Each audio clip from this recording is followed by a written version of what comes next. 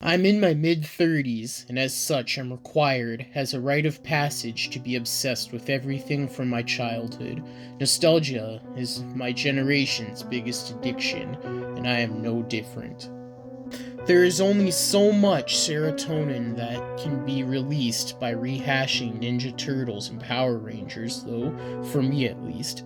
I tend to try to unearth those crusty, forgotten fades with long nights of combing through the internet looking for any show, toy, or game I half remember.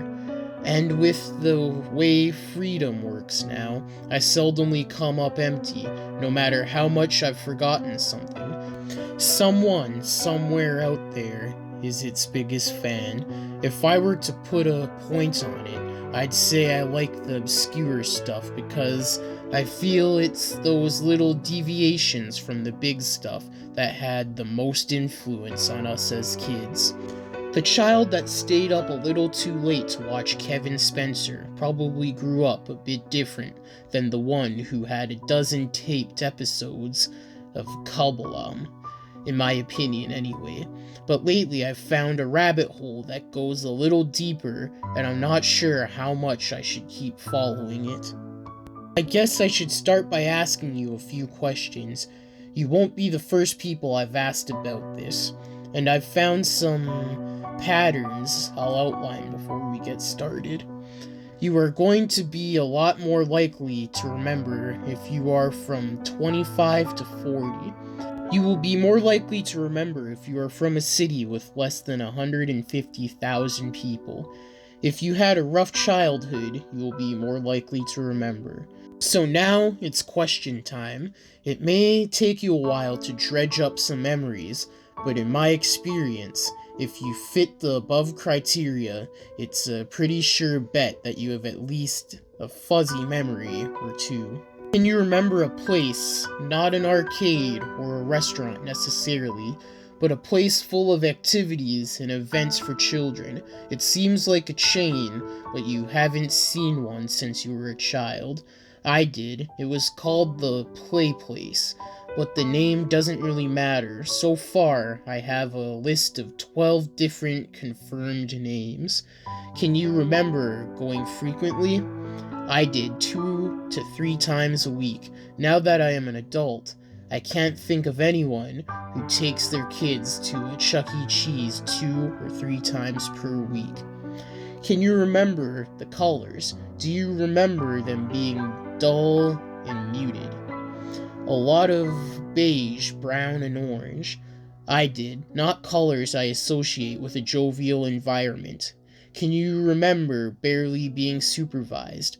I did, 2 or 3 adults at most. I like to call these the easy questions. They are the ones that usually only get me funny looks. The rest, well, you are going to probably develop a very specific opinion on my mental state. Do you remember having to do something strange to get there? This can vary, but for me, it was going to a certain corner of my house. I remember my parents being there, watching me as I stood there, waiting. After a while, I'd get a feeling, lightheaded is close, and I'd start to see the walls open, barely enough for me to squeeze through. This isn't the only way, but it's one of the most common. Do you remember the strange rules? I don't want to overload you right away, but this is probably the fact of the phenomenon I have the most information on. The one I remembered the most clearly was that we weren't allowed in the dark places. From time to time, an area would have a gloomy hall, like one room of foggy midnight in an otherwise normally lit building. We knew to avoid those places. Do you remember the architecture being familiar? I remember as I got older, I noticed just how much of the sprawling building was seemingly identical to places I was familiar with. The lobby, where I remember entering, for example, was the food court of the local shopping center. Different paint and furniture, and with some additions, but essentially the same place. Do you remember the wishing fountain? I remember how important it was to have coins for it, but not much else. Others remember a large contraption that sent a coin down a long spiral into a deep black hole that went on forever. Do you remember your favorite toy? I don't. A lot of people think this is very important in regards to the phenomenon, so much so that it is common to introduce yourself to others learning about this by the name of your toy. I have dozens of other questions, but I also am fully aware of how crazy this sounds, and I don't want to come across as just asking a mountain of incoherent questions. But there is something going on. I wish I had some kind of big reveal, vampires, demons, and government experiments, but I don't. In fact, where I am at now is wondering how much of my research is just finding attention-seeking loners online willing to engage in what could very well just be my delusion.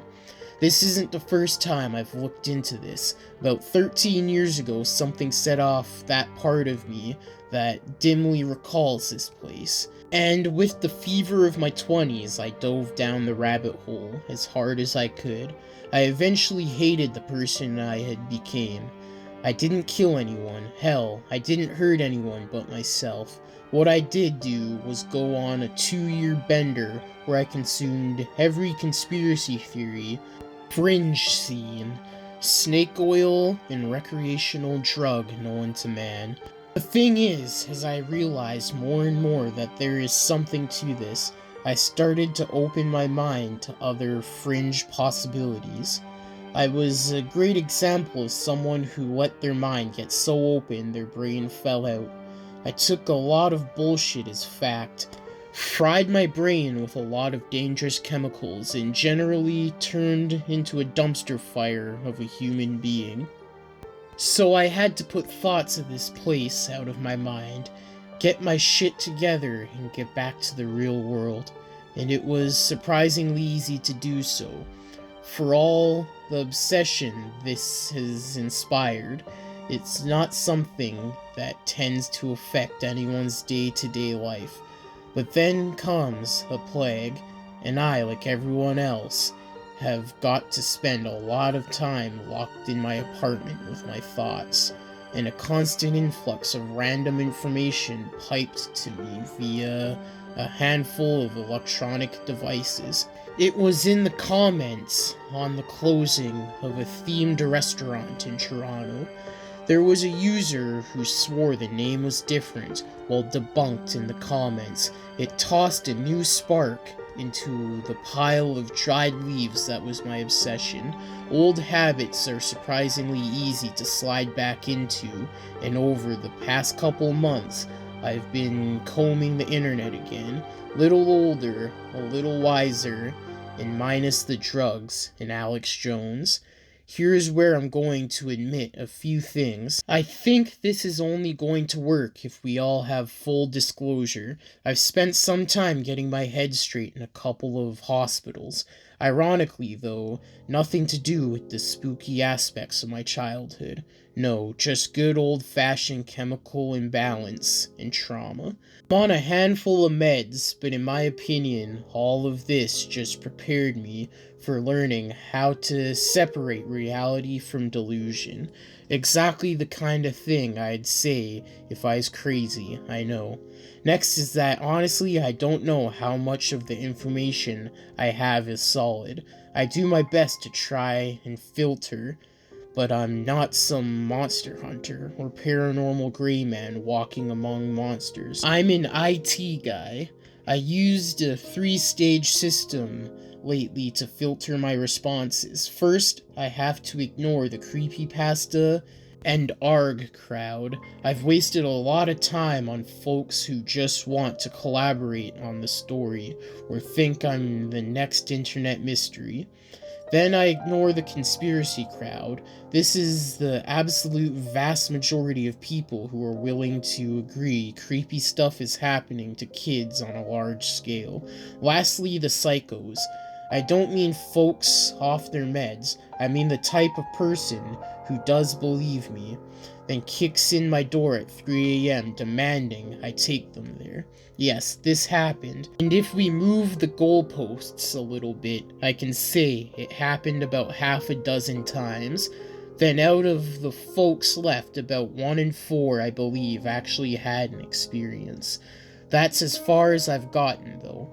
A handful of people I trust, all of us with stories that conflict and sync up just enough to be true. I think I've made a bit of a breakthrough, though. Someone that has proven to know more than myself has offered to show me what they say is a recording of the place. I've never even found someone willing to claim this, and the person really has no reason to lie.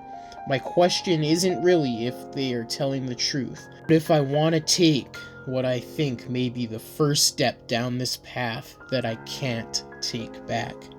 At this point, you may have the impression that my concern is all over a vague sense of uneasiness.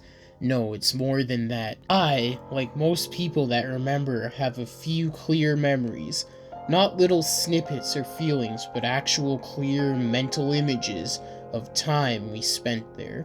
We tend to not share these much, even between ourselves. It's one thing to talk about some nebulous event that is just likely a shared delusion. Hazy memories leave a lot more room for rationalization. But those memories that stand out, they tend to upset worldviews, raise too many questions, and truly make one want to just forget. So I'm going to do something I haven't yet. Share the most tame with you.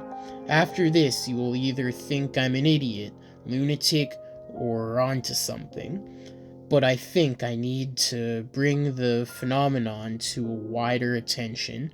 I remember thinking fictional characters were real, not in the cute way that kids do, but because we met them. In particular, I remember Popeye. I remember this premise so clearly because I remember mentioning him from time to time around other people. My parents would always correct me, Papa, not Popeye, and leave it at that. No one questioned it, just chalked it up to the ramblings of the brain of a creative 6-year-old. I want to clear something up. These characters, they were not the kids' show with a coat of spooky paint premise that is so popular online. No, they had nothing to do with their cutesy names beyond some passing feature the adults at Plae Place passed off as what the cartoon or show was based on. It chills me to the bone, but whoever ran that place let monsters walk amongst the kids, and we bought it. We accepted that a shuffling 6-foot-tall creature with bloated forearms and empty eye sockets was Popeye. When you got to the place via a literal hole in the wall, somewhere that was a shifting conglomerate of places you knew, a place where rules like go to sleep when you hear the sirens are common. I guess that was just part of the course. I don't remember it killing anyone, but it was around a few months, looming around certain children eating something in those dark corners we were told not to go. Most of us had taken to ignore it, a practice that worked for most of the characters, but others had special requests. Demands would be a better word. But I'll get to those next time. I know I'm straining your suspension on disbelief at this point. Well, actually, I hope I am. If not, that means some of the stuff I've been saying has rang true. Caught your attention. Maybe you remember the Plae Place or whatever it's called when you were there. I hope that's not true, but if it is, I have a feeling people like us are in for a rough time in the coming days. Hey guys, thank you for listening to today's Creepypasta, and I hope you enjoyed. I do have a podcast called The Murder House Radio Show. check it out. The link will be in the description below. It is a true crime podcast. But if you did like, comment, subscribe, and share for more. Hit the bell notification when you subscribe and select all to get all notifications whenever I upload. I upload 6 days a week, Monday to Saturday, at least one video a day. Now, all the long podcast episodes and the full series of creepypastas are all on the major podcasting platforms under the name deadly_zone_narrations, or search up Devin Clarke, DEVINCLARKE. There will also be a link in the description. Also, go follow all the social media accounts. They are in the description below. I do have a subreddit called Deadly Narrations. The link will be in the description. Also in the description below are the sources to the creepypasta and the music used, so go check those out. Let me know what creepypasta you would like to hear next, or if you have your own creepypasta you would like me to narrate. Or if you have a creepypasta series you would like to hear, send them to me on any of the social medias in the DMs, or to my email address, which is also in the description, or leave it in the comments. Also, in the description below is the author's social medias, if they have any listed. But that's it for today's creepypasta. I hope you enjoyed. Until next time in the Deadly Zone, stay deadly and stay spooky.